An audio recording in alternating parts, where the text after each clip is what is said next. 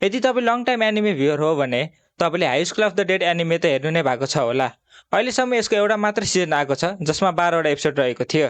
And यदि तपाईँ यो एनिमेको सेकेन्ड सिजन कुरिरहनु भएको छ अथवा सेकेन्ड सिजन आए पनि हुन्थ्यो भन्ने सोचिरहनु भएको छ भने यु विल बी डिसअपोइन्टेड, किनकि यसको सेकेन्ड सिजन कहिले पनि आउँदैन र यसको मुख्य कारण अलिकति स्याड छ।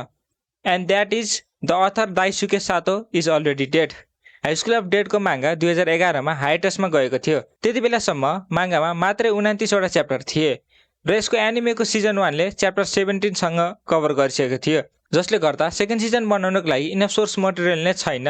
हुन त यो मांगाको इलिस्ट्रेटर सोजो सातो अहिले पनि जिउँदै छन्, तर ओरिजिनल अथर मरिसकेपछि उहाँले पनि यो सिरिज कन्टिन्यू नगर्ने डिसाइड गर्नुभयो। र besides 12 episode there is also a standalone OVA episode जुन चाहिँ कमेडी र फ्यान सर्भिसको लागि प्रचित छ र यो मेन स्टोरीसँग कनेक्ट नभई एउटा बोनस कमिक च्याप्टरबाट बनेको हो। सो यदि तपाईँलाई एकचोटि हाई स्कुल अफ डेड फेरि रिभिजिट गर्न मन लाग्यो भने तपाईँ यो ओभिए पनि हेर्न सक्नुहुन्छ।